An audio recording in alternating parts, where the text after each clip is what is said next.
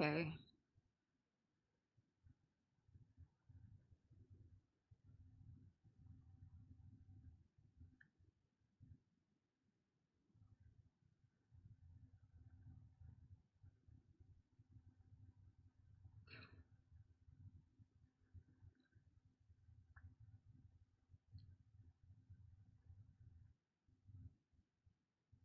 Yep.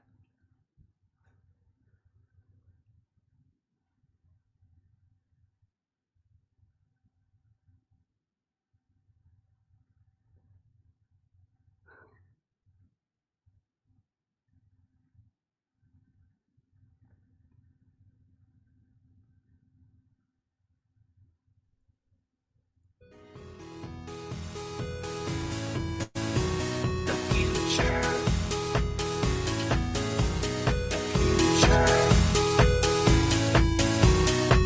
Hello, hello, is there anybody there? It seems I'm all alone again. Does anybody care? This planet's empty. I see no signs of life. Please don't tell me that the human race did not survive. There are no people in the future. There are no people. There are no people in the future. No people at all. There are no people in the future. Where did all my people go? There are no people in the future. Let me try my people call. Where are all my people?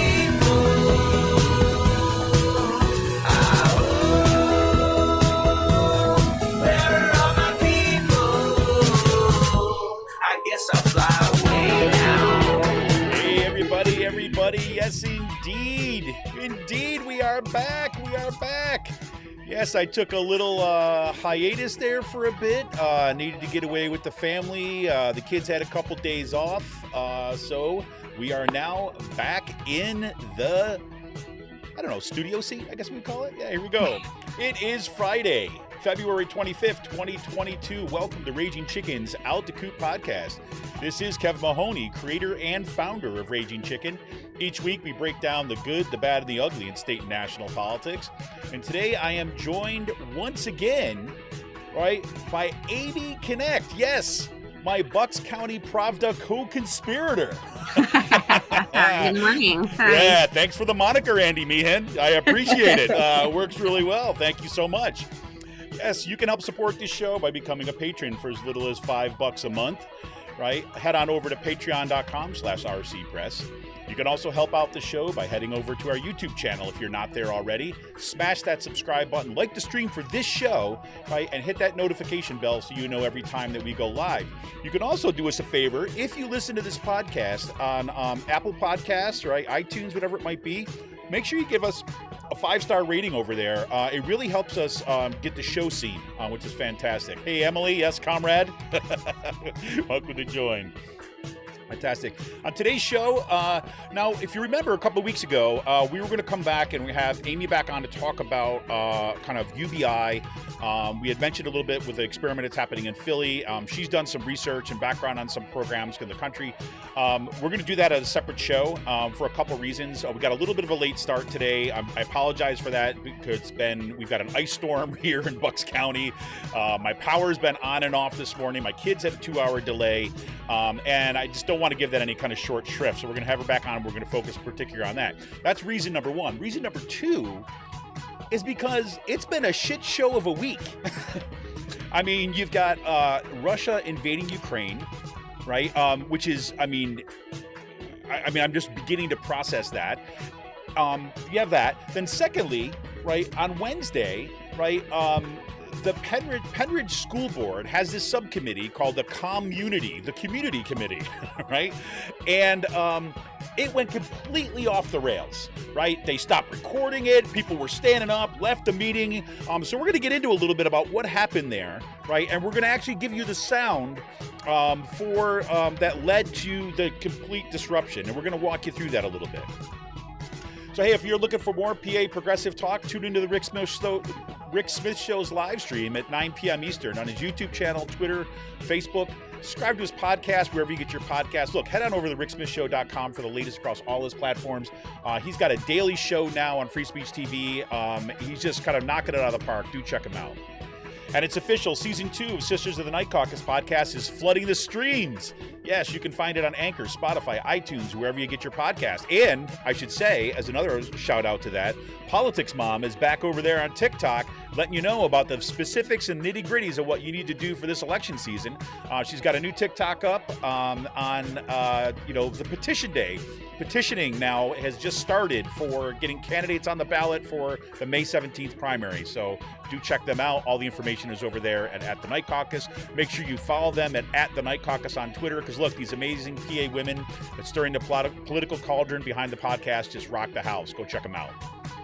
And attention gamers, the Game Inn is a Quakertown-based, black family-owned gaming store. They're friends of the show, and they've got everything from retro N64s, the latest consoles, video games for all platforms, collectibles, action figures, Funko Pops, you got it.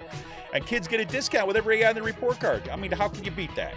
Check them out on their Facebook page. Follow them on Twitter at The Game Inn. That's with 2 N's. If you got a question about a game, looking for something hard to get, just shoot them a message or drop them an email at thegameinpa@gmail.com. And a special shout out, as always, goes to Jonathan Mann, who wrote our intro song, There Are No People in the Future. Check out all his great stuff on his YouTube page and follow him on Twitter at @SongADayMan. That's @SongADayMan with 2 N's on Twitter. Well, here we are, and I can't believe that what's going on here. So on today's show, we're really going to kind of dig into what's happening in Ukraine, what happened in the Pennridge School District. We're going to look at some context and things like this. I can't think of a better person to have to kind of talk all through this through. Amy, welcome back to the show. Hi, how you doing? It's been one of those days, been one of those weeks. I mean, seriously. I mean, you start the week with the Russian invasion of Ukraine, and then locally here, I end it with my car won't start. There's an ice storm. My power's going on and off. My kid's got a 2-hour delay. I feel like I'm in the middle of some kind of I don't know, tempest that I'm not quite aware of. So. So I don't know. I guess we talked about this a little as kind of preparing for the show and stuff, and I was thinking man. Just this stuff that's happening in Ukraine is I just would love to have the opportunity just to kind of talk through it, right? Just to kind of see what is kind of going on here. And it's just, and to try to tease out some things. And look, I'll tell you, everybody, if you're listening to this podcast right now, I'll tell you right now, if you're looking for just kind of definitive hot takes, you're not going to get them today. Okay. I mean, I think this is really kind of complex, and I'm just kind of interested in talking about it. So, just walk me through kind of your experience of this week with this, Amy, and things that are kind of going through your head about what's going on here with this Russian invasion.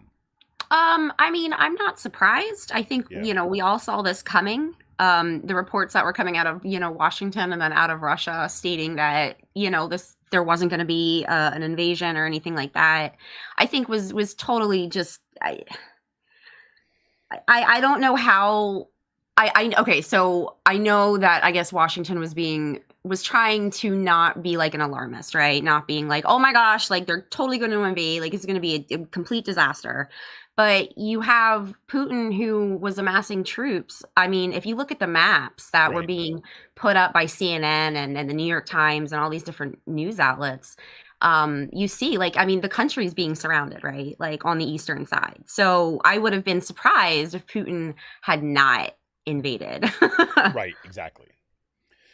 And I think that, and it's been interesting listening to, I've been kind of trying to track down kind of Ukrainian journalists and some people that are kind of on the ground in Ukraine. Oh, nice. Just for another perspective. There's also a great website that I'll plug a little bit later on if I can find the link for it, just so everyone knows it. There's been so much disinformation that's been coming out that it's, I would urge everyone to have caution in terms of what goes on, because there's people that are posting stuff supposed kind of explosions, but turns out they were actually from Lebanon. They weren't from what was going on here. There's misinformation being flooding streams from the Russian propaganda machine. So the BBC has got a great, they actually have a misinformation or disinformation unit as part of the BBC, where they've been kind of breaking some of this stuff down. They've been doing a really good job of it. And so I super appreciate that stuff, because I think that, so much of what was leading up to this, you could see everything. Once you kind of track Putin's statements and what Russia was saying, what was coming out of their official statements before this, I mean, it's so clearly 100% blatant, just absolute lies, right? Yeah. And complete Yeah. kind of misinformation. And so it's unclear about, okay, did say, the U.S., whatever we mean by that, right? Did these kind of official U.S. politicians and leaders, did they actually expect it going in I thought it was kind of an interesting move on the Biden administration's part to kind of say, this is the intelligence we have, right? But not urging for military action, just say, we're going to share this and put this out there in the world. It was kind of an interesting tactic. But the other thing on when I was listening to some of the folks from kind of Ukraine, there was a lot of them that were just kind of in disbelief, right? Mm-hmm. They're even kind of saying like, look, we expected there to be kind of an attack, right? That was kind of pretty clear. We've been having an active conflict with Russia for 7 years now, 8 years now.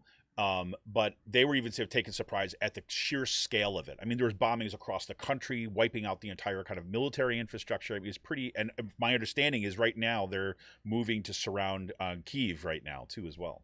Yeah, I listened this morning. There was, I guess at some point, the Russians or a Russian unit had taken over an airport right outside of the city.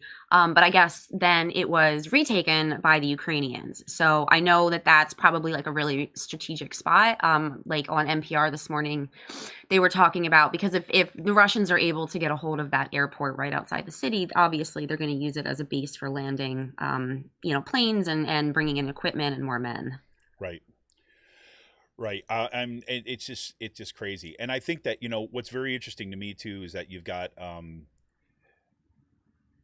you have Western unity as it's being called, right? You've got the NATO countries and kind of areas that are all on the same page. They're all in this together and so on. And now they're instituting sanctions, but it's kind of unclear, what that is going to do other than actually really hurt, say the Russian people in the long run.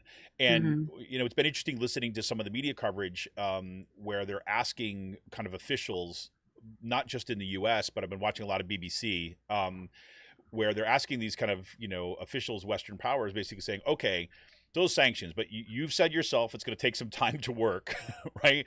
Meantime, like Russian tanks are closing in on Kyiv and are kind of invading for the country. If the sanctions don't work, then what? And they're like stymied at that point, Yeah, well, that was brought up at the press conference yesterday. There was that Biden press conference. I caught a portion of it, and that's what it seemed to be the number one question from the journalists was about the sanctions. What are they going to do? And then basically what if they don't work? And there was really no. I mean, I don't think that even if they had a reply, I don't think they're going to give it. But I mean, this is definitely something that is been unprecedented, I think. Ukraine is not a part of NATO. It's not a part of, it doesn't have the same kind of protections as other countries do. This is just a lot of gray area, I think. And it does. And it's so unfortunate because the people that are going to suffer aren't, Americans so much as the people of the Ukraines. Like the people of the EU are going to suffer in their pockets, but are they losing their lives? Are they losing their homes? Yeah, 100%. I got here's a little clip from, this is from the Rick Smith show I think it was from last night. And I think that this cuts to the chase on the issue. Here's Rick. Because what we're seeing is a rich guy pushing poor and working class kids to invade and kill other people's poor and working class kids. Why? So they can steal. There you go. Yeah. I'm like, there you go. Rick's got it right. That's pretty straightforward about what's going on right now. Definitely. I definitely agree. I mean, this is such a power play by Putin. He, for somebody who scorns, the global market, everything that has to do with the Western world, I think that he definitely wants a seat at that table, though, and for somebody like Putin, who, we should remind everybody, used to be a KGB member, right? He has an incredibly long history of the Russian government back when it was the USSR being involved with. I think he was the head of the KGB. I mean, he's definitely somebody who knows how to instill fear, right? Like into the people of the country and everything. And I think that Putin really does want a seat at this global table, but he doesn't have the ability to come any other way than as like a dictator, as an autocrat, right? Because that's all Russia has basically been since the fall of the Soviet Union. Right. Right. And I think that, it's fascinating to listen to some, I don't, we'll call it the blob, right? Because we're talking about the blob. These are not necessarily folks who are like the State Department officials or so, but they're the kind of that circle of advisors, right? That circle of that, kind of military industrial complex kind of, folks that are advisors and that appear frequently on media. They were formerly in government, all those that kind of group of people that are invested in a particular approach to kind of foreign relations. And I was thinking about like how off some of their reads seem to be on kind of like Putin, at least how they're trying to sell this to us, right, in the media. Like they start talking about like, oh, this one guy, it was like Tim Kaine, I think, was on, like, from Virginia. He's like, say, yeah, I don't know what he wants there. What's he want? Like the Order of Lenin, like medal or something. Like, I'm like, what? I'm like, the guy just spent like half this speech he gave on Monday being so virulently anti-communist, right? You can't believe it. So it's like, the only like frame they seem to have, like when they're talking to like us about it, is either that, right? Somehow this is like he wants to reconstitute the Soviet Union. It's like, no, the guy's a freaking dictator. He wants to kind of, if anything, he wants to see himself as a neo-czar, not like a. So there's those people, and then there's these other people. There was some like guy. He works at the Naval War College. He's a writer for the Atlantic, and he just basically says it's all about like Putin's brain, kind of like what's in his brain. He's really destabilized, and he must have like an inadequacy complex. I'm like, are you serious, people? Wow. And and I think about it, the way my reading, I'm like, this goes way back to like all the kind of Russia stuff that was going on, and like the obsession with like the Rachel Maddow show and the MSNBC about kind of like wanting to have the direct collusion between Trump and the thing. And my thing was like, look, there's definitely a there, except it's not the there that they want, right? Yeah. And like the thing is, like my lens for all of this has always been, look, Trump is a mob figure and Putin is a mob figure. Yeah. Right? They operate by mob rules. Like, I don't mean masses of people. I mean like, the mafia. This is organized crime syndicate behavior. Mm-hmm. And that's how you got to deal with it. So it's like, I think they're thinking about him talking about like nationalistic kind of endeavors and thinking about Russian hit. That's all bullshit. I mean, I don't understand why they can't see that. He doesn't believe any of that shit. He just wants power. Well, and he does. And the reason I think that Putin, I mean, he was quoted as saying, I guess, that like the end of the USSR was like the worst catastrophe ever, right? The reason for that was not because it was the end of communism. There was no communism. Then that's that bullshit line that the GOP especially likes to feed to Americans, is that, the USSR was somehow this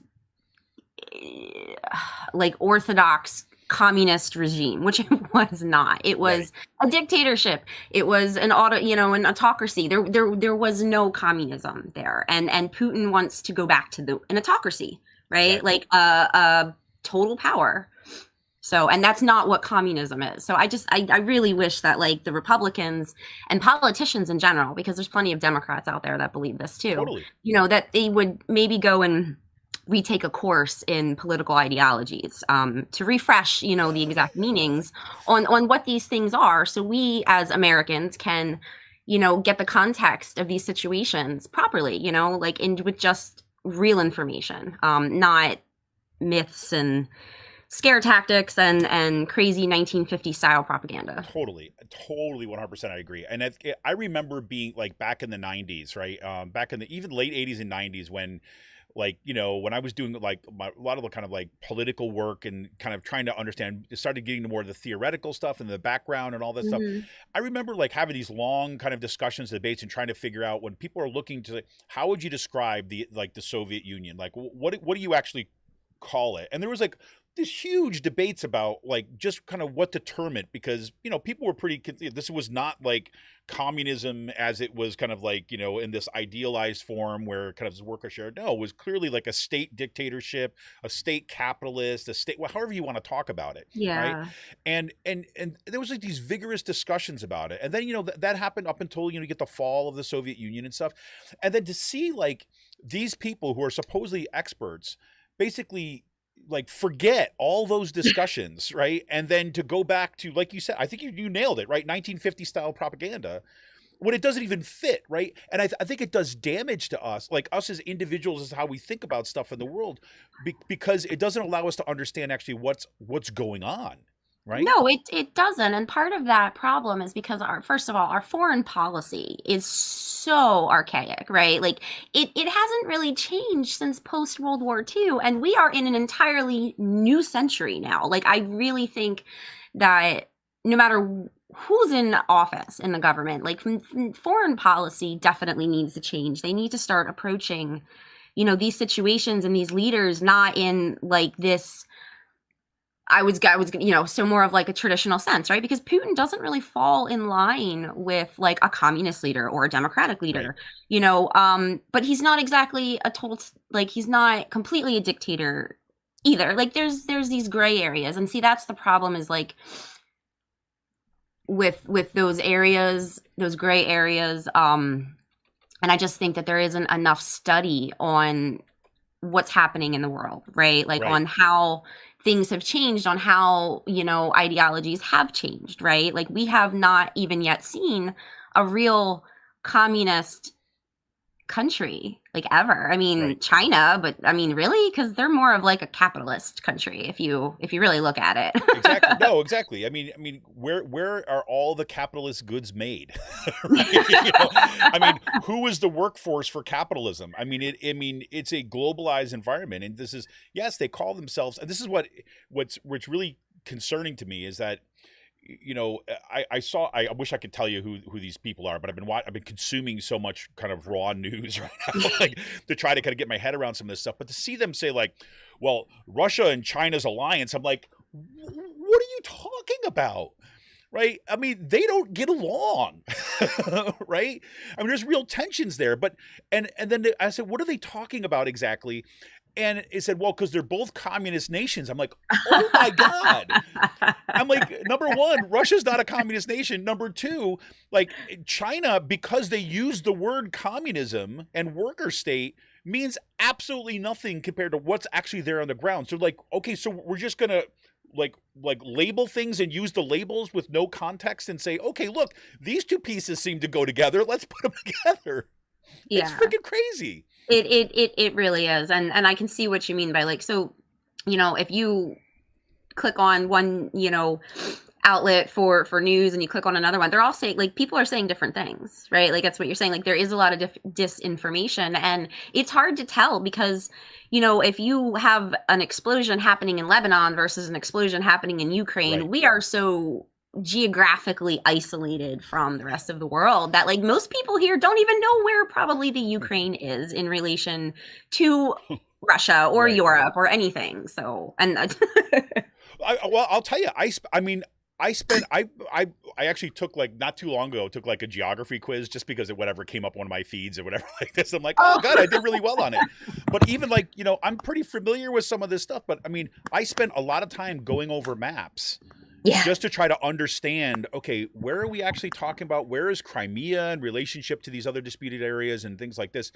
I mean, and to see them not do that kind of due diligence on, you know, with, you know, organizations, media organizations in this country and elsewhere who have massive amounts of resources to do this, right? Here I am with, you know, a freaking mouse and Google, and I can, you know, understand it better. So, you know, so I mean that kind of stuff, to use those categories is just so unhelpful. And you know, I my really concern is that as Americans, we are gonna we're just going to get lost in this kind of like ideological haze of being able to understand what's happening on the ground. And I have to say too, this is also happening in some segments on the left where, you know, like I understand, look, I understand this is a slogan, like no war but the class war. I totally get that. Yeah. Right. But you know, when I hear people say like, well, why are we even kind of like, you know, thinking about like taking sides? It's one imperialist power against another. I'm like, whoa, whoa, whoa, whoa, whoa. It's like an imperialist power, Russia, against Ukraine. Yeah. Right. I mean, and so like even in some of the, I mean, again, this is a microcosm, a very small group of people on the left. Let me be clear. But you see these kind of narratives emerge where it's saying like to put us back in this, you know, macro kind of, you know, worldview where you have like United States and the Soviet Union or I mean Russia going against each other, and like, but what do you do actually with happening in Ukraine? And I think that's a real. I don't think there's an easy answer to what happens here. Like, I mean, in terms of how we support the people in this. Right? I don't see how we support them either. I know that the Washington, I think, has sending them troops, armaments. I believe that that's like part of their plan that they're going to be doing. You know, but are they going to be sending troops? Like, is the EU, is the, you know, UN going to be sending troops? Like, I don't really know what's going to be happening at this point. And I mean, the president of the Ukraine, he broadcasted a message to his people telling them basically like to employ scorched earth policy, Right. you know, blow up bridges, Molotov cocktails. Like Right. this is crazy when you think about it. I'm just like, oh my God, like I couldn't even imagine. I could not even imagine. And these people have been dealing with the threat of this for 7 years. They've been invaded before. You know, I think that the whole purpose of NATO is kind of being just laughed at right now, because the whole purpose of NATO was to check Russia, Right. or, you know, then the Soviet Union. So, and clearly sanctions haven't worked in the past, right? Because it's going to hit Putin in the pocket economically, they think, right? They don't even know. I mean, they don't even know if he's calculated these costs into it. You know, he's amassed such a military presence, you know, he's built up his military, and, you know, it makes me wonder, you know, how long has he been planning something like this? Right. You know, how many, I don't know, bank accounts does he have that nobody knows about? You know, I mean, because Totally. there's so much misinformation that comes out of Russia purposely, right? To keep everybody else confused as to what's really going on. And that's such a classic tactic, right? Of the former USSR, of Soviet, you know, former Soviet leaders. You know, this stuff should have been, I think, anticipated by top government officials. I mean, if you just look at the history, if you just look at the tactics that Putin has employed over the years, I mean, it's really all spelled out. Right. Right. Well, and I think that, you know, and it's clearly the guy's a planner. I mean, there was a reporting this morning that came out that was saying that from an analysis of some of the metadata on, you know, his announcement that, you know, okay, they're going to invade and this is why, because they've done, it was actually recorded 3 days before the announcement. Right. Yeah. So actually kind of coming to basically, okay, we got to prepare this ahead of time so that when we invade, this will be what we're going to launch out there. Right. Mm-hmm. And so, you know, and that's all, I mean, that's like 100% clear. And I think that, you know, here we are, you know, I have to say I was encouraged to see like at Penn State, I guess yesterday there was why is this making noise? Oops, sorry, something just made noise. At Penn State, there was a protest where there's a Ukrainian. So let me see. Yep, Penn State Ukrainian Society. They had a rally on campus. I know down in kind of Montgomery County, there's a large Ukrainian population here in Pennsylvania that they have been trying to, you know, to gather the Ukrainian church and trying to figure out kind of what to do. And you know, I think it's a important opportunity. I think for all of us to think, okay, where are we in this, right? And without falling into like, okay, we're just going to, you know, rally behind like, I don't know, the U.S. government or something, but really think about what's going to be the most effective way that we're going to be able to assist in having the fewest amount of kind of like everyday people get slaughtered because of, you know, the imperialist or kind of like, you know, the tankies, as they've been saying online, right? Or the tankies who just want to see a war, you know? I mean, And I mean, I don't even have an answer to that question at this point. No, I don't either. And I think I don't know. Like it's one of those things because you don't like, I mean, should you support the Ukrainian people? I think absolutely. I think absolutely. And I think, and I think one of the more important things too to understand is that, Putin knows that he can probably take Ukraine, right? He probably has already figured out how far he can push Right. the boundaries. But if you look at like global maps of countries that are autocratic, Eastern Europe is slowly, from the past like 10, 20 years, has been slowly being devoured, right, by these autocratic regimes. And it's creeping closer and closer to Western Europe. And I think that's really one of the more alarming things is like, where's that going to stop at, right? Like this kind of reminds me of, like maybe like 1939 with Hitler. I don't really like to use that as a comparison. Right. Totally different things going on.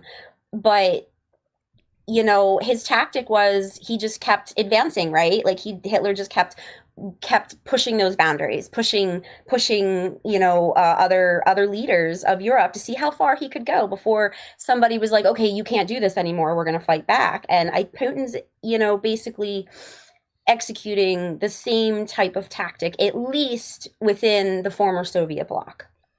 Yeah, well, like, we should talk a little about this. And I know that you've been kind of looking into this too as well about, looking at some of the tactics here. I mean, in some ways, I was having this conversation with Sean Kitchen actually yesterday. He called me when I was driving home, and we were going back and forth on this. And what I'm thinking about is like, look, there is a real, if you look at this in a kind of a really broad sense, right? There is a real kind of, I don't want to say battle. I don't want to make this kind of like, there's these kind of competing like worldviews and like making it just another Cold War or something like this. But I mean, we've seen a rise of autocratic regimes. We've seen the rise of kind of autocratic organizing and stuff in our own country, right? Obviously, Donald Trump is the easiest kind of like thing to point to, but also the associated movements around it. And there are kind of sets of tactics. I'm thinking of Timothy Snyder's book, right? When he's kind of like, hey, here's what you need to kind of know about fascism. Here's like the steps for this. Or Masha Gessen has been doing writing on this for years about these are the things that you need to be aware of about what it looks like to be having the emerging of kind of like an autocratic regime or a dictatorship and what that's like. And you're kind of like pointing this stuff out when we were talking before the show about some of these kind of comparisons, or seeing some of these tactics actually being kind of rolled out, not just in what we're seeing in Ukraine, but in a broader sense. Oh yeah, I mean, if you look at Hungary, right, like a couple years ago, I mean, Hungary has definitely devolved into like more of an autocratic regime, right? You also have other places where democracy once was, like Venezuela. Not that I want to get into the whole Venezuela thing, but Venezuela. That was for you, Andy Meehan, just so you know. Venezuela definitely, is not a communist regime. It's not a democracy. It's more autocratic than anything, and there was a report put out, or like there was an essay put out by some of these scholars, Stephen Levitsky and Lucan Way, and they came out with this article. It was published in the Journal of Democracy in April of 2002, and it was called "Elections Without Democracy: The Rise of Competitive Authoritarianism." And when I was reading through this, I was a little blown away by they list, right, like all of these features of what happens in a competitive authoritarian regime. And I'm like just checking these things off because all of this has been happening right here in the United States within the past several years, right, with the Donald Trump regime, with the 2020 election, with J6. And it's here. Like, these are tactics that are being employed on a daily basis by our own political leaders, and people are just like, yeah, that's fine. They're like, this is democracy. Like it's so, I don't even know. Like the inner, like the twisting of what democracy actually is. Totally. It's really just saddening. Sorry.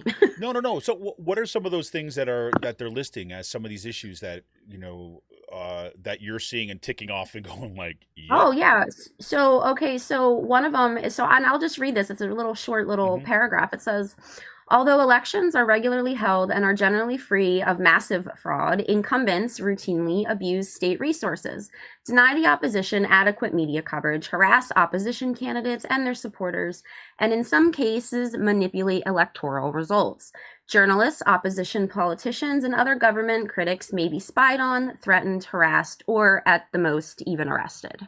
You know, and we haven't really come to that point where we have politicians being arrested for just speaking out at this point. But I mean, if you look at Trump's regime, right? Like, that's what I call it. It's a regime. Sure. If you look at his regime and the way that he started to, you know, harass all of his political opponents, harass fellow party members that didn't agree with him, you know, that mafiosa style way of doing everything, you know, it's my way or the highway. Like, that's not democracy. That's being an autocrat, right?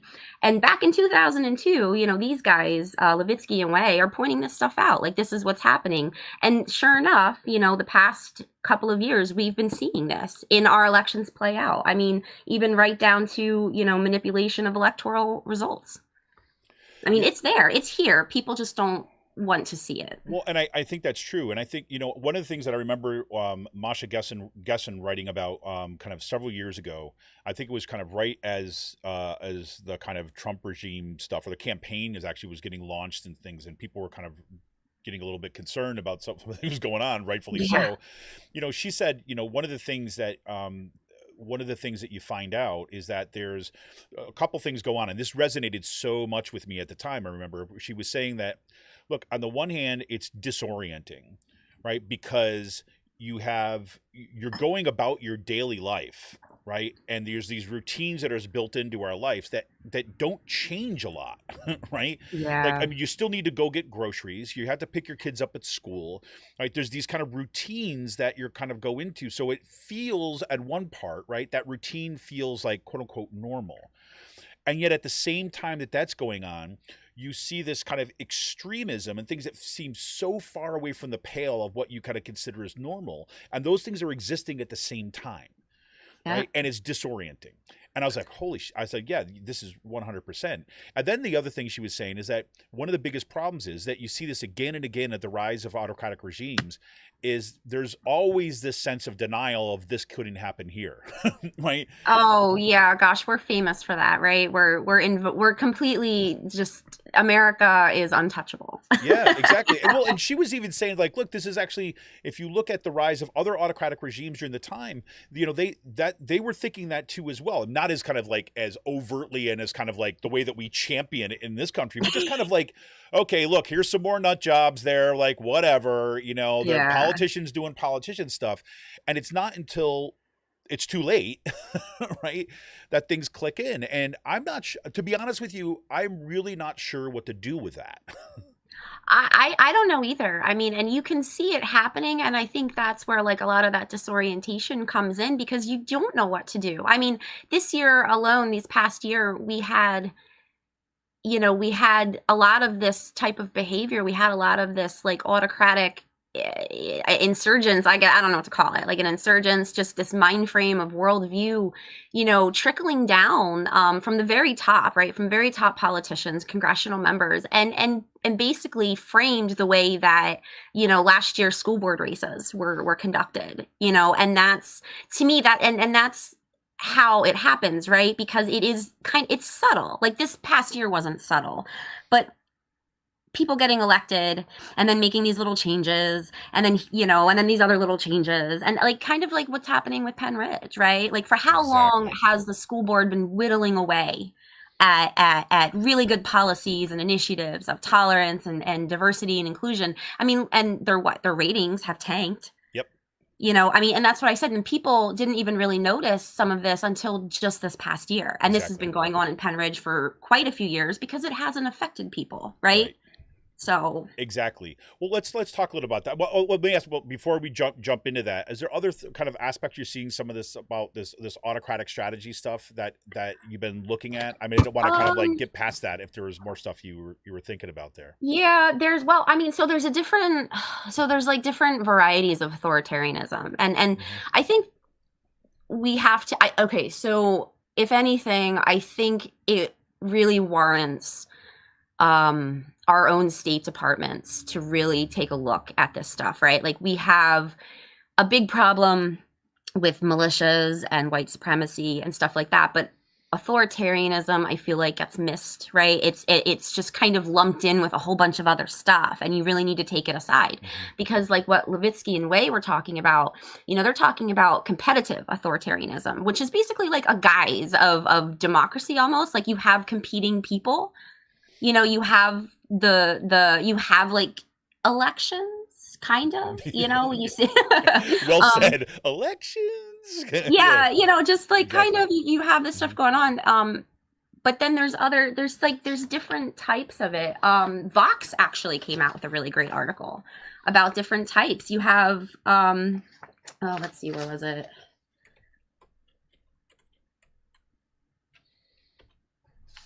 They have, oh man, there's so much information. Well, anyway, I can't seem to find the list right in front of me. The most what I was looking at was the competitive authoritarianism, mainly because that's what you see most of. Like that's what you saw in Hungary.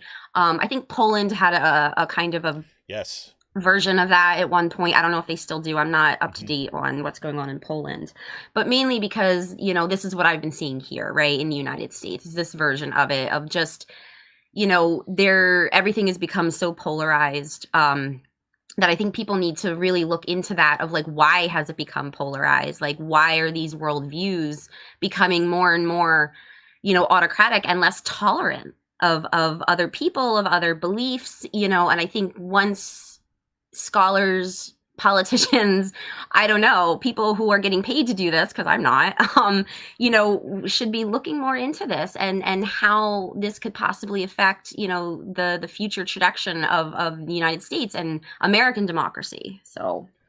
Yeah, 100%. I mean, I think, and I think there you go. I mean, like, here you go is like, we're digging into this stuff, right?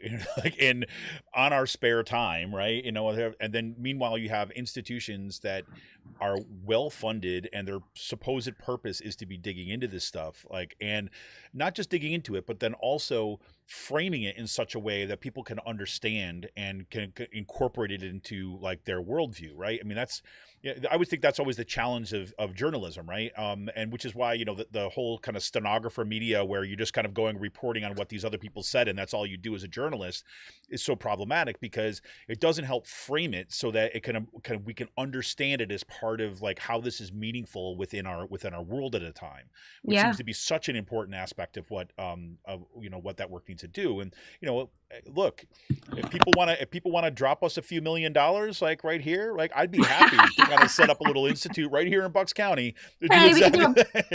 Bucks County think tank. Yes, exactly. I'm all in, right? I'll be all in for that.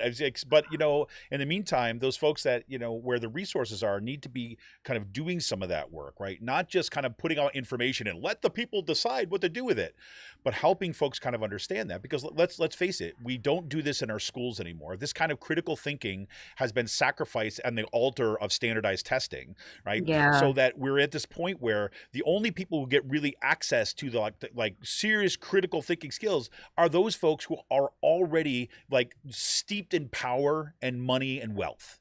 Yeah. Right. And so the rest of us, right, are having our kind of access to these kind of critical practices slowly bled out of us over time. And I get this is a little bit of a side rail or a sidebar here, but I mean, this is something that I always see and I always talk to people about, is like, I've seen, just in the time that I've been teaching at Kutztown University since 2002, right, seeing the change in what has happened with students that are coming out of high schools, right? And it's been really gradual. Like initially what I'd find, like, students were really saying interesting stuff, right? Really interesting stuff and things, but a lot of the kind of, say, mechanics, like, if you will, right, of the writing, just to kind of like, the practice that you get in kind of working and doing kind of, more formal writing or writing for a broader public or something like this, right? They weren't as skilled in that. So that's what you kind of focus on, right? Just kind of helping bring this stuff into light. What I've seen is shifting happen now is to like, so instead of having to spend like, the beginning 5 weeks of semester really kind of like working on kind of like, how do you bring your voice into this stuff? And what are some of the conventions of this kind of writing and stuff? those incoming students have becoming better and better at being able to do that. Yeah. What they're not as good about doing now is critical analysis and critical thinking and argumentation, right? And I don't mean them as individuals, right? Let me be clear about this, because once you break through saying, look, I don't want you to do the standardized testings anymore, these students rock the house. I mean, they're fascinating. The stories, what they're thinking about, what's important to them and stuff. But it's kind of clear that, standardized testing has dominated the way they think that you're going to approach it, even the way they think about like doing research and coming and it's such an incredible shame. But again, thank God underneath all of it you got kind of really interesting critical people. But our school systems are failing us on that regard. So anyways, I'm sorry for the sidebar, but no, you're not, because I think that's really an important fact. I think that it's so. Listen, like I started doing college a few years ago, right? Like I'm almost done. Just trying to get my degree. But so I'm older, and I was in classes with a lot of just younger students, 18, 19, 20-year-olds. And I was surprised, actually, because I haven't been in high school in quite some time. And I was surprised at the lack of information that people are coming into college courses, right? So intro college courses, intro history classes are basically doing the job of what high school, middle school should have been doing, right? So it puts some of these students, I think, back a little bit because they have to take all this time to learn these things that they should have already been learning years ago, right? So it takes longer. And then, like you said, with the critical thinking skills, I saw a lot of instances of some students who really didn't know how to even resource anything for a paper, right? Like their sources were so biased. I mean, and I'm not talking like just, I mean like they're using like just the bottom of the barrel, like of resources. Newsmax bias kind of deal. Yeah, that kind of stuff. And I'm just like, why is that not being taught? Like I had to teach one of my kids how to outline. Yep. Like, are you serious? Yeah, I mean it's 100% something. So, well, which kind of brings us right to what's happening in the public schools, right? I mean, you got these kind of two things coming together, right? You got on the one hand, you've got seeing the authoritarian, and this is what we've been focusing so much on this show and kind of and all our podcasts of late is like what's happening in Bucks County, and as again, as a microcosm is what we're seeing elsewhere, but this kind of rise of this kind of autocratic kind of mind thinking, which is imbued with racism, which is imbued with kind of just sheer power politics within our school boards, and also the decisions that are being made to kind of strip out the curriculum of those very things that would help improve this kind of like critical thinking approach, right? A range of source materials and things. Instead, you want to keep these kids in a kind of very specific kind of bubble, right? And so and I'll have to say, I'll be straight up with everybody out there, is like there was the Pennridge School Board has this subcommittee that's called the community, right? Community, they spell it the capital U, unity. And the reason why that committee exists is because Joan Cullen, who is now the president of the Pennridge School Board, she was then the vice president before. She and the other kind of like the radical right on the school board were able to kill the DEI initiatives in Pennridge, which is diversity, equity, and inclusion, right? Mm-hmm. This is kind of what's happening everywhere, looking for ways of making sure that all kids kind of like find a space within the schools, how we kind of making sure that our curriculum is reflective of the world as it is, all this kind of stuff, right? To include multiple voices, to allow for that critical exchange, help foster democratic citizenship by thinking about differences, things like that, right? Yeah. And, I mean, I'm doing a very kind of like over, quick thing. So anyways, there have been people in the community, there were community members, there were teachers, there were administrators who had been working on this for years.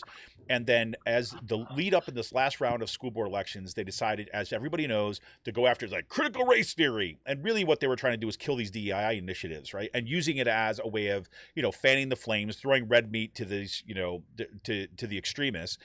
And so that came to a head in Pennridge last year. I think it was back in September, and they basically killed the DEI initiative, right? When it was supposed to be voted on to kind of, okay, now we've done all the work, done all the research, here's the presentations, and there's communities saying all this nonsense from right-wing media.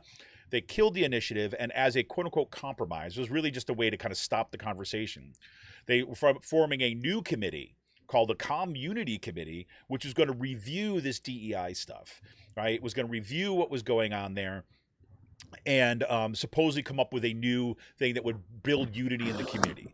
And they've done virtually nothing for 4 months, right? And despite the best efforts of the people who are, want to see this actually like do it. So it's just been stymied. And it's a way of just kind of making it stop. So anyways, that subcommittee of the school board, right? The community committee, had a meeting on Wednesday, and like the shit hit the fan. And I know about that because Amy messages me. It's like, are you watching this? Well, I was actually on my way to class because like Wednesday nights I have class, which just sucks because there's always meetings for school boards like here in Palisades and Pennridge.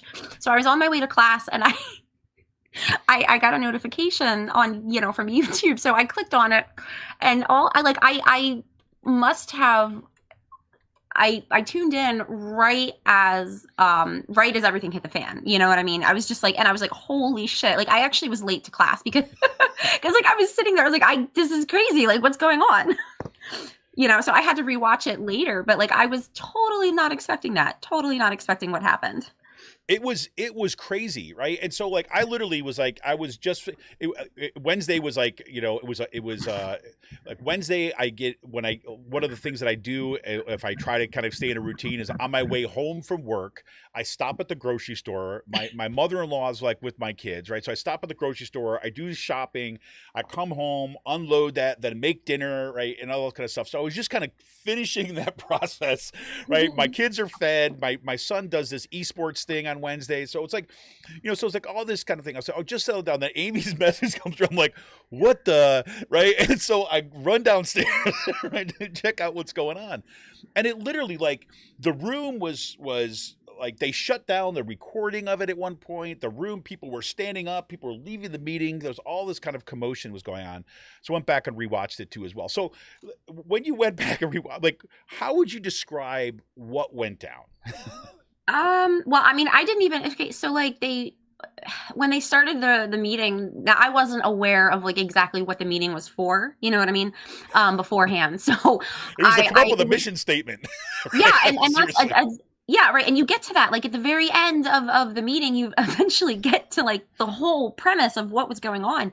But like, I was just, I didn't, the woman who was talking, right? Like the one woman who was talking, one of the antagonizers. I mean, I was just blown away by how, and this has been happening at other school board meetings too. Right. It's like people are just getting up, completely ignoring what's on the agenda, what they're supposed to be making commentary on. And they're like just going off the rails, attacking people, attacking fellow board members, because you're not supposed to call people out. I'm pretty sure like one of the rules. Yeah, there's like a rule or something that you're not supposed to do that. You're not supposed to address board members. It was just a mess. And the woman, and the biggest thing that got me is when she was done speaking, which you can't even hear all of what she's saying because there's just a lot of yelling going on. But when she's done, she gathers her papers and she walks right by the camera, and she has such a smug look on her face. And it was like, oh, she planned that. Like this was totally 100% premeditated to disrupt the meeting. I was just, the behavior is just completely disgusting. Yeah, absolutely. So we'll go give the setup for folks because there's a couple things that have happened with this too. So that, again, this is not the first time this has happened. This is not the first time that this woman in particular has tried to fan these flames of kind of division and kind of like reverse racism and kind of turn it. Again, it's exactly what we were talking about before. You look at these steps of kind of autocratic rule and the tactics and strategies of autocracy and kind of, and just sheer on power politics, mob behavior. This is what it looks like, right? It is like, it's gaslighting. Right. Yep. In like literally I was telling my wife this. I said, it's the weirdest situation when I say, cause like I'm pretty steeped in this stuff, but when I was watching that meeting and watching her comments, I could feel this like gap between my body and my brain. Right. It's like I'm sitting there watching what she's saying, and these people are so trained in what they do that they're going forward and they're sounding like they're using on their tone and the form, right? Just forget about the content. The tone and the form is even, is sounding just like, I'm just a person here who's kind of expressing these concerns and like, look at what's going on, right? And keeping that tone and all this stuff. So the form is like saying to me, this is normal, this is normal, this is normal. Yeah. Right? But then you listen to what she's saying and what the context is, and you feel like, holy shit, wait, this is not normal. This is not normal, you know? It's this, and it's a constant in this. So that's the first thing. The purpose, like, we should be clear here. This is the beginning of the meeting, and there's a public comment thing. This is, again, built into all school board meetings, right? And but why was it at the beginning? Like, that's something that I didn't quite understand. Why was public commentary at the beginning? Good question. Or is that because they were like, so were they supposed to vote that night on Wednesday? Is that the public comment was supposed to be about public comments about the agenda, and particularly the agenda item at this point. The first thing that they were being considering was the mission statement. Okay. And apparently there was some kind of drafting of a mission statement, and so the public had comment on it. okay? Right? And so this was what the first thing that the committee was doing, and so they started a public comment on the mission statement. And the first woman that gets up to speak, right? We talked about this ahead of time. I didn't even like whatever. She just like. She like takes Martin Luther King, basically dips him in bleach, right? And then kind of like says, okay, here's like Martin Luther King wouldn't want kids to learn about diversity. You know, it's like, well, yeah, she I know we were, she basically said that Martin Luther King was all for racial equality, but not racial equity. And I'm like, wait, okay. She totally misappropriated like everything about him, but whatever. Like that's the new norm now, right? So, right. And she does this stuff in there, like where she's like, you know, I have like grandkids of color, right? And like they worked up and they did it, and it would be an insult to them to like suggest that like people of color are kept down. I mean, it was like stuff like this, right? So she's trying to use the identity politics in reverse, and it was just like crazy. I mean, not crazy, but it's like it consistent. So it's toxic individuality. Totally, right? 100%. So, but the second woman who spoke was, this is what like kind of set out the kind of like where everything went crazy, where the meetings would kind of be disrupted. And this is not just any woman. Let's be clear about this. And this is why I want to focus a little bit on it, because while the Pennridge School Board decided to delete the video of that meeting, right, I have the sound for you today. Right. So instead of just talking about this woman, we're going to kind of let you hear some of what she said and what went down. So little background first. This woman who's about to speak, you're going to hear her introduced here. Her name is Kim Bedillion. Right. Kim Bedillion is not just like a Percy resident. Right. She is the president of the Pennridge Area Republican Club. All right. And she has been a leading force in kind of going at CRT, basically taking the national kind of right-wing extremist agenda of the Trumpian Republican Party and bringing it into Pennridge School District, right? I mean, she has been one of the key funnels of that kind of ideological tactic, right? What we see here. So that's number one. Number two is that what was very interesting is, you can see, we were talking about before about orchestrating certain things. So a member of the Pennridge Area Republican Club had just had a op-ed published, right, in I want to say it was the Courier Times. It might have been the Intelligencer. I'm not sure which paper it kind of, but had just published this stuff, basically saying everything that the quote unquote hate has no home here crowd says, right, is just ideological warfare and misinformation. Like they're using the language that is like, they're using that language. And so the Pennridge Area Republican Club publishes this on their website the morning before the school board meeting, right? And Kim Bedillion shows up at this meeting repeating a lot of the same talking points, right? So you can see the way that this is kind of set up and structured. So she's there coming in then and pretending just to be some random kind of school board person, a random person making a public comment. But you got to understand the context here is that she's not just an individual, right? She is the leader of the Pennridge Area Republican Club, which has been at front and center in this kind of ideological warfare that's going on here, right? So let's put there. So this is Kim Bedillion. And what's going to, I'll give you the arc of it first, and then we'll go in. The arc of it first is that you're going to hear the kind of talking points that you'd expect. And then towards the end of it, when things go right, she starts attacking, right, a particular individual. Now, she doesn't name the individual, but she's talking about a guy by the name of Dante King.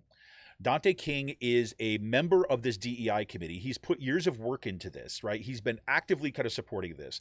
His wife is Adrienne King, who ran for school board, right, in the Pennridge School Board, this last round of election. We had her on the show, right?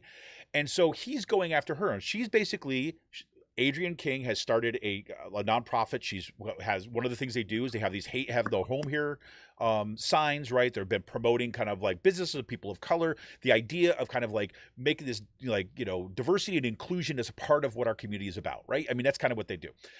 At the same time, right, Dante King and Adrienne, I guess, they started this kind of little small juice company, right? They started something they started doing during the pandemic, and they started doing these juices, and now it's sold at some of the local stores in here.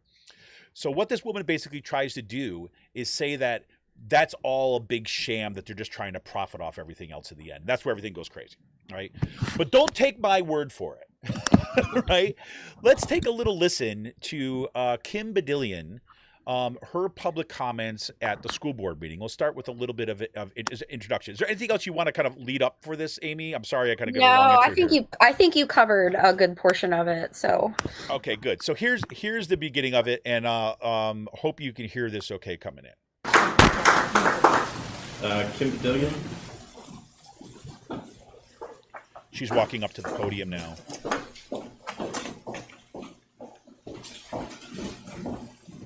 And this is in regards to mission statement? Mission statement. Yes, thank you. Okay, so let's be clear. So the head of the one of the person who's running the meeting at this committee meeting asks her, "You're here to comment on the mission statement, right?" Right? And she says, I think they asked her like 3 times. Yep. Throughout before she got up to speak. Exactly. And she said, "Yep, that's what I'm here to talk about." Okay, so here you go. Kim Bedillion, Berksey Borough. Parents and community members of Pennridge fought a battle to remove the DEI initiative from the school district. The DEI initiative was critical race theory in practice. It was poised to infiltrate every aspect of the school district. The battle was fought in the news media, social media, and at the school board meetings. Who could forget the letter authored by the Bucks County NAACP condemning the cause of the DEI initiative and stating, "It is clear that right now only white children are welcome in Pennridge." Okay, I'm going to pause it for a second. So let's just get, because I know it sounds a little low. It's the best I could do on the sound for today. What she just basically said is that DEI is just critical race theory in like sheep's clothing, so to speak, right? That's her claim. And then she says, let's remember what the NAACP said after they killed, you know, she doesn't say this, but after the school board killed the DEI initiative, she says, oh, the NAACP says that apparently, like, you know, only white people are allowed in kind of Pennridge, or, you know, black people are not, kind of like, she says this kind of stuff as a lead up, okay? All right, let's go back just ahead. Okay, here we go. Welcome in Pennridge. The November election provided conclusive evidence that DEI was not wanted in the school district, because the school board candidates who ran on the platform denouncing it were elected overwhelmingly. Unfortunately, instead of completely eliminating the initiative, an exiting school board president decided to kick the can down the road and form the present committee. Now the battles in the community are continuing unnecessarily. So she's making the case that the failure was that the DEI wasn't killed entirely. Instead, we've got to go and revisit these debates all over again, right? Okay. Here we go. President decided to kick the can down the road and form the present committee. Now the battles in the community are continuing unnecessarily. 2 nonprofits have sprung up which are fundraising off the continued misinformation campaign waged by the pro-DEI crowd. One group started a diversity book drive with a mission to replace LGBTQ books and books of Black authors that were allegedly banned and removed by the school district. All right. She's saying that, okay, one of these nonprofits was formed that basically is kind of said, we're going to replace all these like diverse books and everything like this because they've been allegedly banned, right? This is like what the hair splitting that they've been doing here. So basically Pennridge School District has gone in and they basically said, hey, remember this thing like Heather Has Two Mommies book, right? That is inappropriate for school because it spreads the message of love and families. Right. And to make sure kids say that, hey, look, if you have your parents, you have two mothers, right? Your parents are kind of a lesbian couple and you've raised with love. You're welcome too, right? That's kind of the message of that book. And it's from like the 1970s or 80s or something like this. Right? 1983, I think. 1983, right? And, you know, again, there was a big there was this kind of stuff happened in 1983 when the book first came out. Now it's been on the shelves all over the place, right? Recognized as a super contribution to this whole discussion, and now they pull it from the shelves. And they start tagging a bunch of other books to pull from the shelves.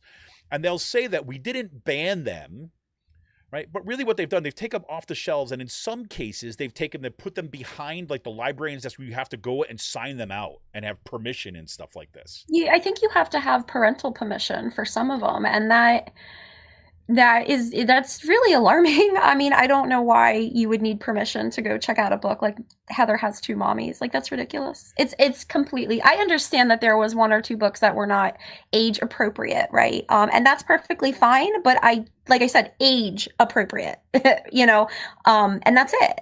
And there's nothing wrong with that. But what Kim Bedillion is doing in this is she's basically attacking Pennridge residents' right to form groups outside of school to advocate for these books. And she's framing it as they're doing something illegal or illicit, which they are not. Exactly. And literally, I believe the organization she's talking about is this group of Pennridge parents who decided that, there's those little kind of little library things that are set up Book like libraries, around, the little book libraries where people could come up and grab it.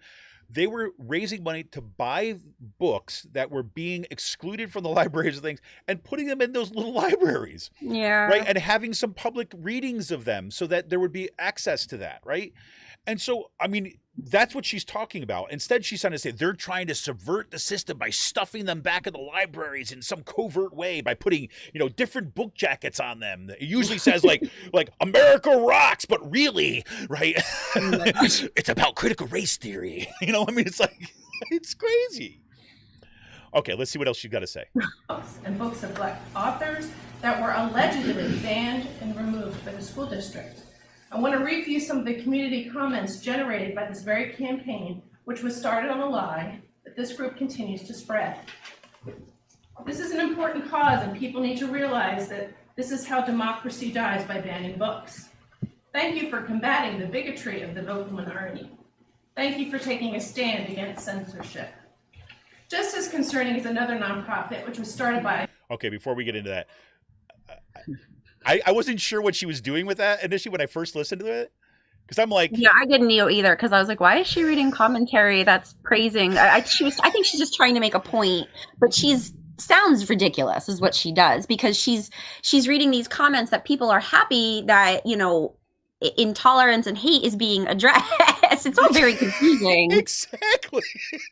And I'm thinking I'm like, oh, she's talking to her people. Yeah, she that is. Are all about white grievance, right? Yep. That are all about kind of like, we're the victims now. Because I'm like, oh man, those comments are pretty awesome.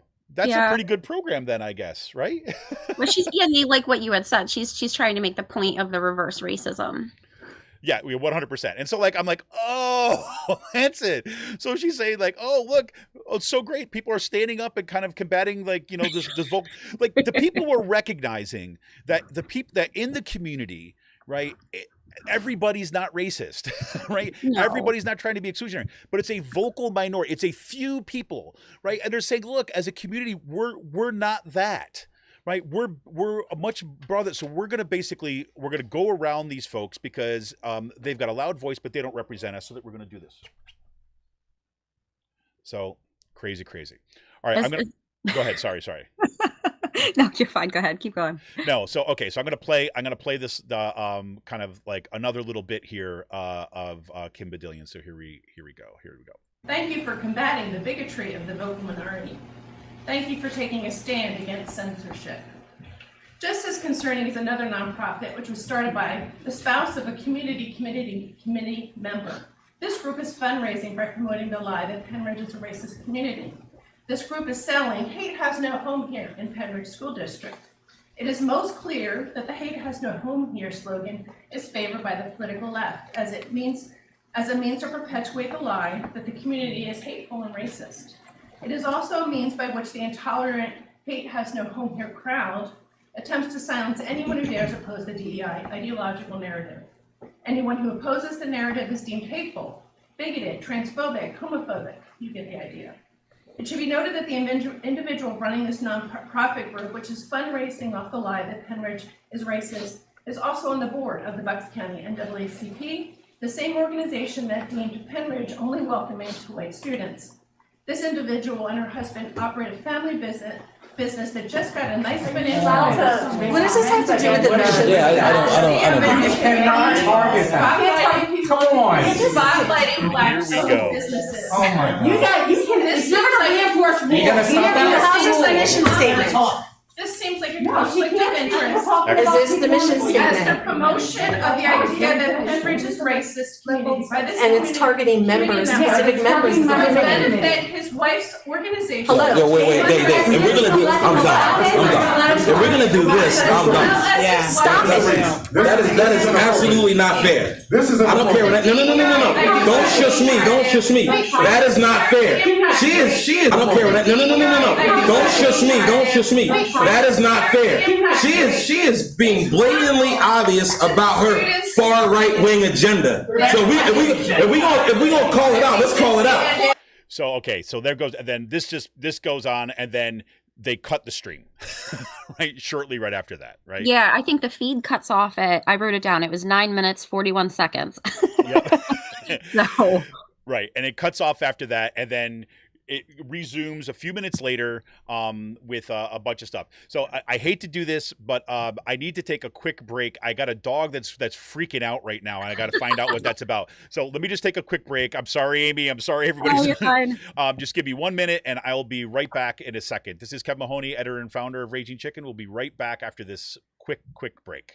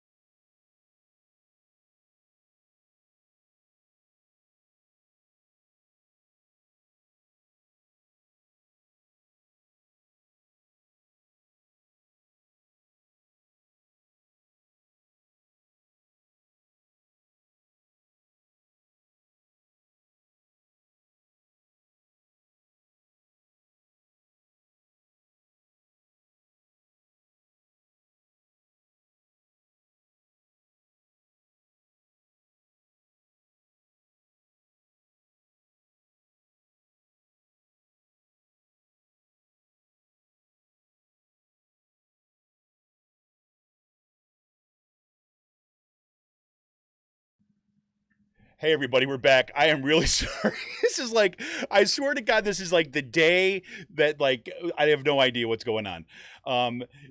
Yes, my dog was not just unruly, Christopher. My dog's got diarrhea now. How about that? I mean, like, are you kidding me?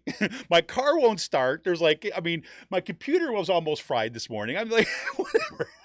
I can't believe this. This is like the perfect ending to this kind of freaking week, I have to say. Perfect to say. Anyways, where were we?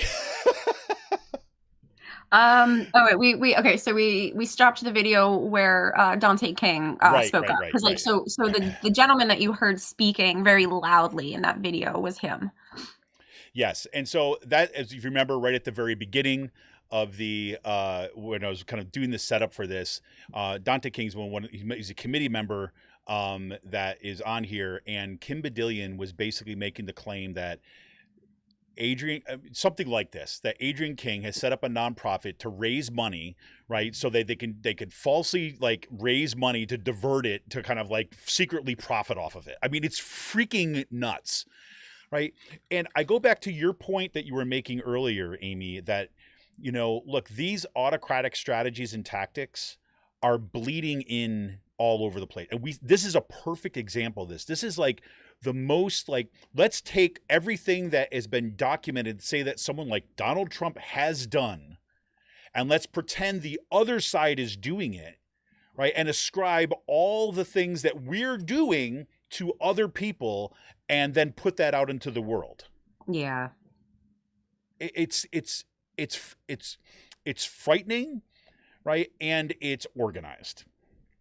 Oh, it is. And like you had brought up earlier, you had mentioned about how Kim Bedillion was speaking, and she was so very even toned and mannered. And she reminded me a lot of like when Joan Cullen speaks, right? Like very, very Dolores Umbridge style.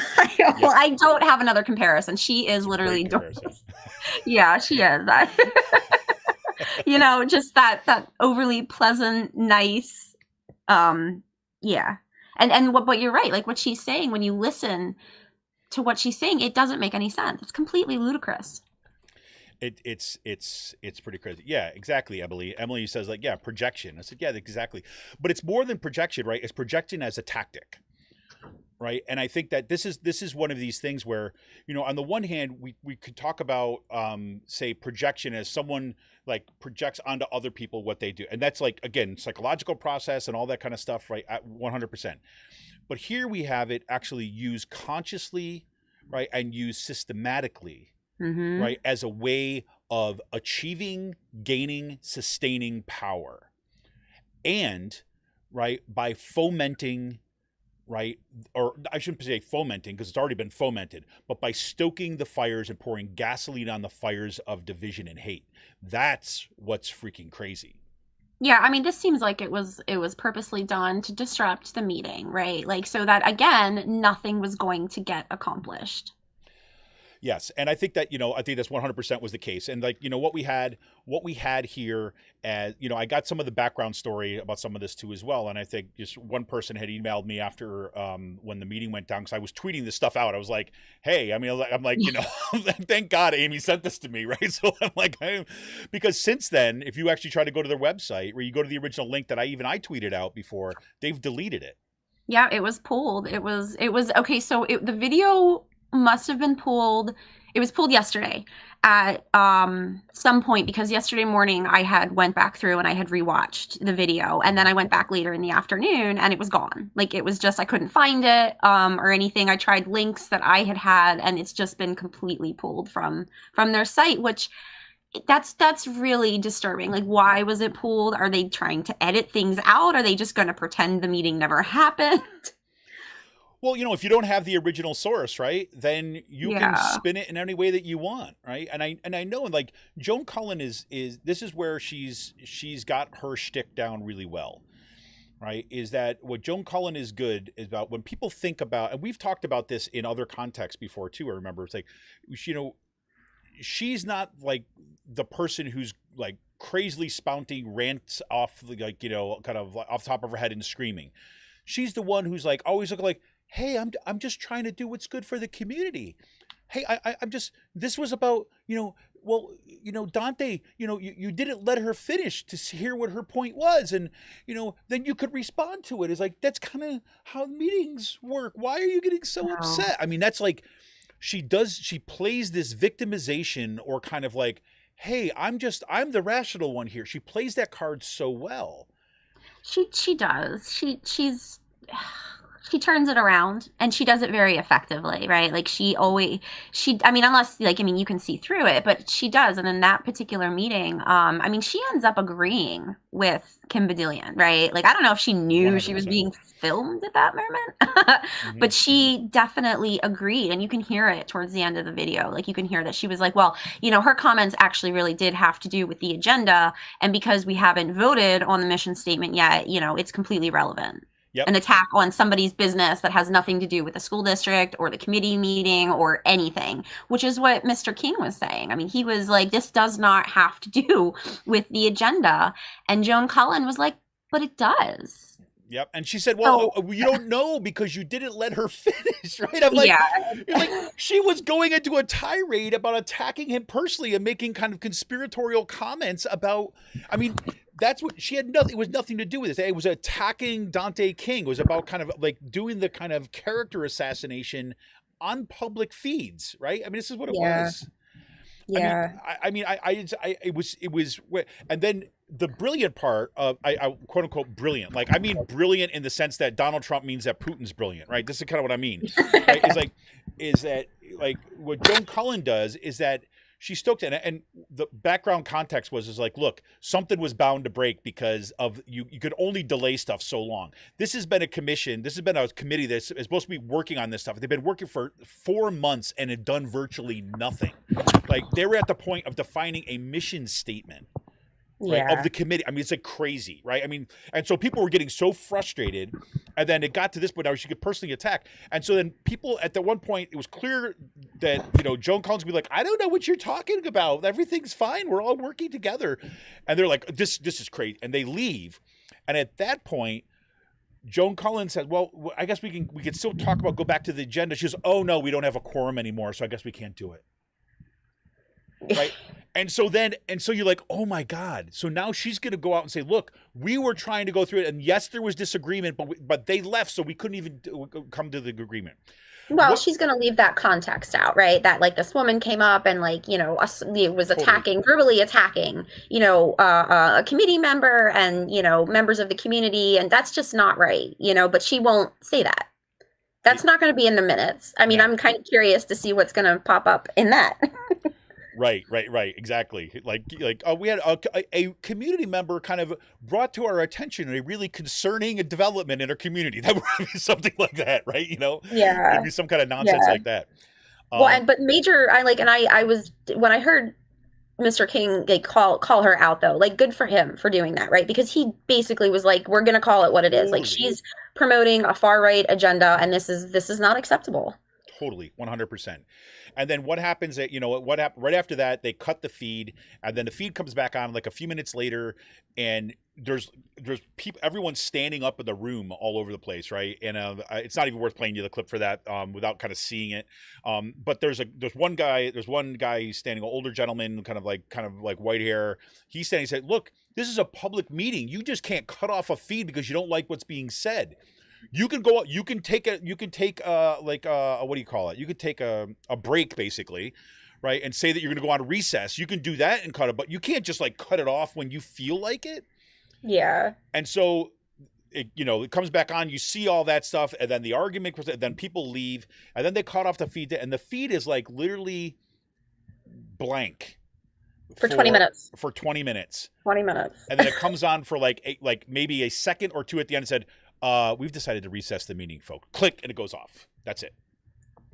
So I will be posting eventually a link to the entire video so if people would like to see it, right? I think it's really important as a public document, right, that we all have access to, especially if you live within the, the boundaries of the Pennridge School Board, that this is something that as parents and community members, we should have direct access to. And I cannot believe that they are trying to kind of hide behind and censor their own words, right? And the work that is going on, the collusion that is happening between like that kind of fake DEI committee and the kind of Pennridge Area Republican Club, and what they're doing is just really unconscionable in my mind. So It is. It definitely is, especially since, they've already made that commitment to live stream and record their meetings in an effort of transparency, and then to pull it like this. Like, I understand if the meeting went awry, but as the public, as members of the community, parents of the school district, you do have every right to see that video, right? And to see it in real time, to not have to request it, right? Like, so that's a problem up here in Palisades, is that we have to request recordings because they're not live streamed, they're only audio. You have to like call in to listen and stuff, and then they only post the record, and this is a new development, they only post the recordings for like a couple week period, and then they're gone. Yep. And then you have to like request, or to I guess to find the rest of them, or to listen to them. It's so ridiculous. And this is the type of stuff, like I said, this has been happening in all different school districts, or in this whole area, Central Bucks and Pennridge, and all of this misinformation that's being spouted out by by this vocal minority. And it's having serious consequences on the everyday going ons of like school activities, school direction, how children are learning, what the teachers are are teaching. And it all spirals, it all snowballs into like these bigger issues. And like you said, before you know it, like everything's going to be gutted, and nobody's going to know what to do. They're going to be standing there with their hands in the air like, okay, now what? Well, we didn't see this happening. Exactly. And there's two groups of people that should make sure we have access to that kind of stuff. And the first group is exactly as you said, like say the parents and the kind of like, citizens of that district, right? People who are like, paying taxes in that district and who would send their kids to school there, all that stuff. The second one that should have access to that stuff are journalists.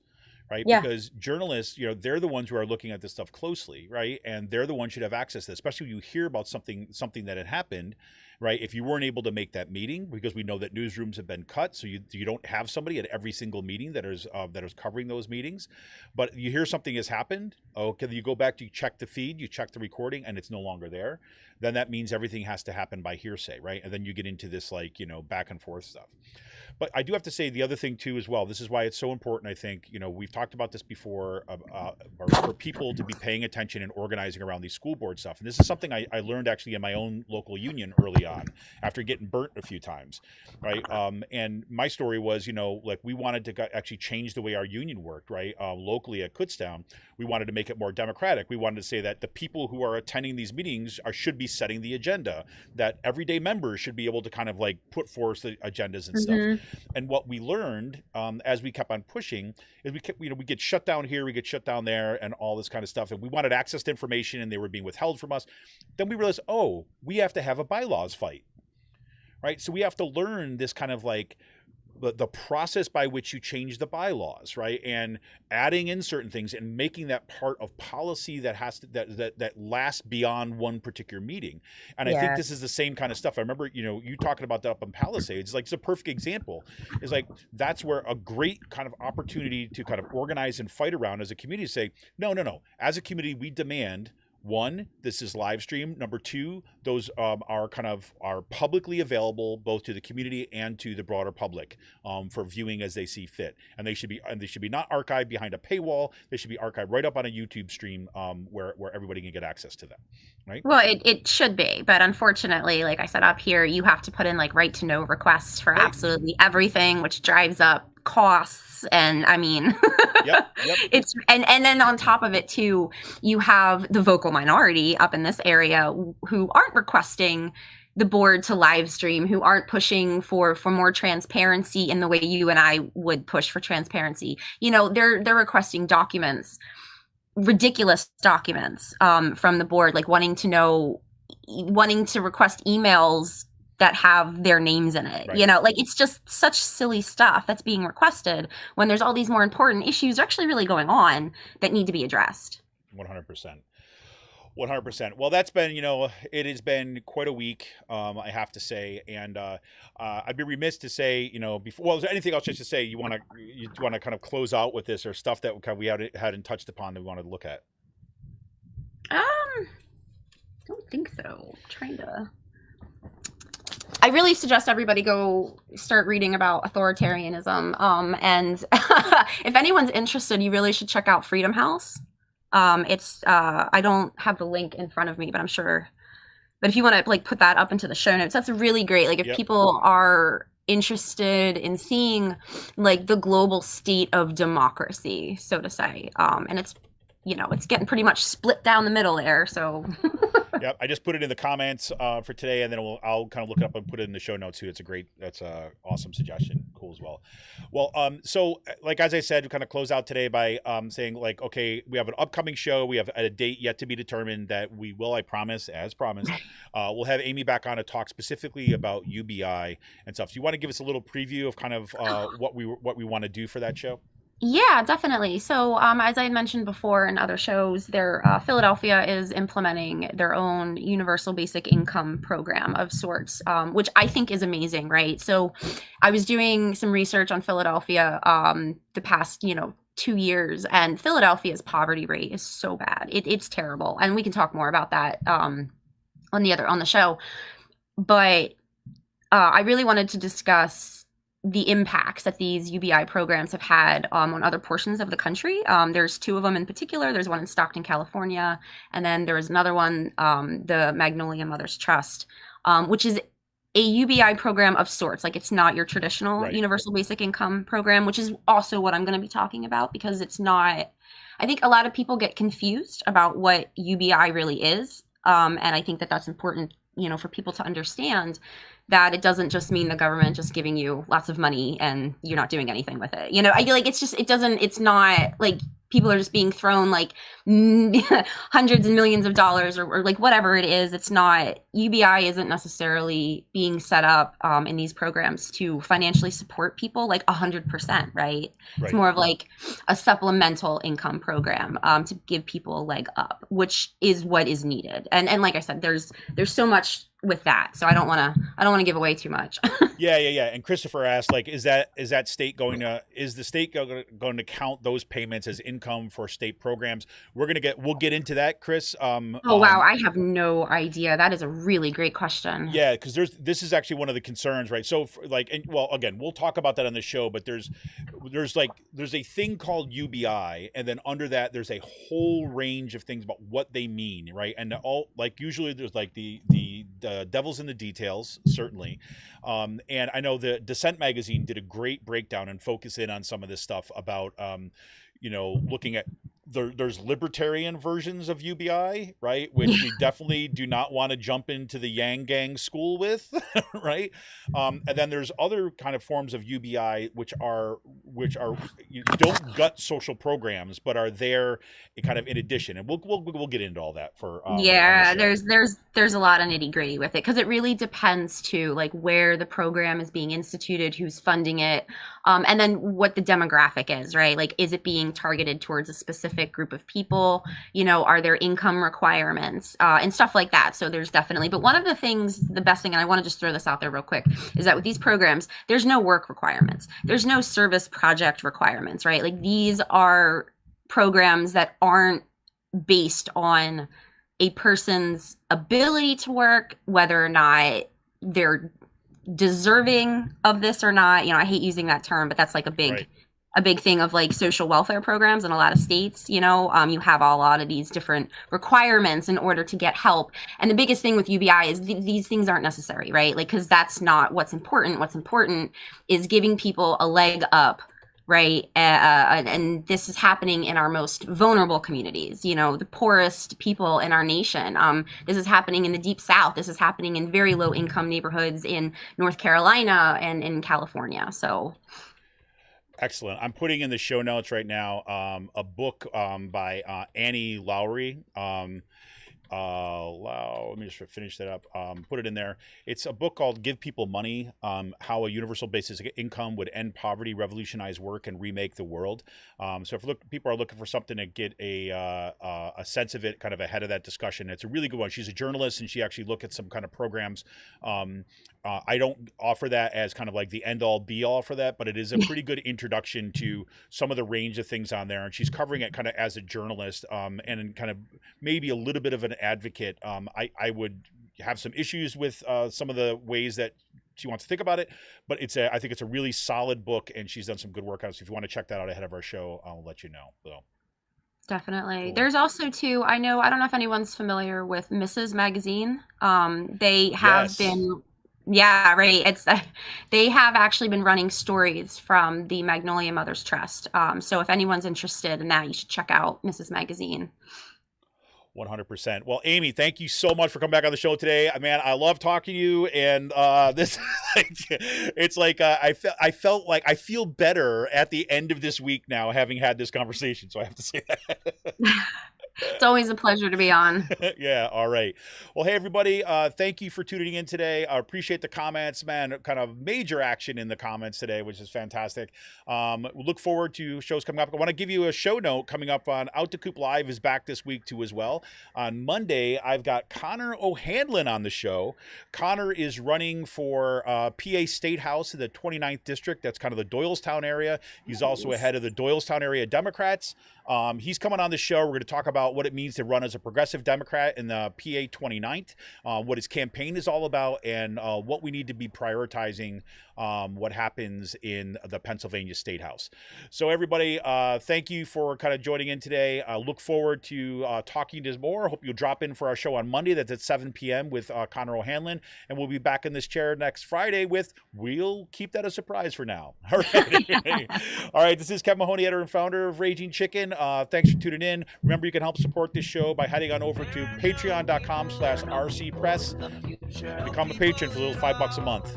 Thanks everybody for your support. We'll talk to you soon. See ya. Let me try my people call.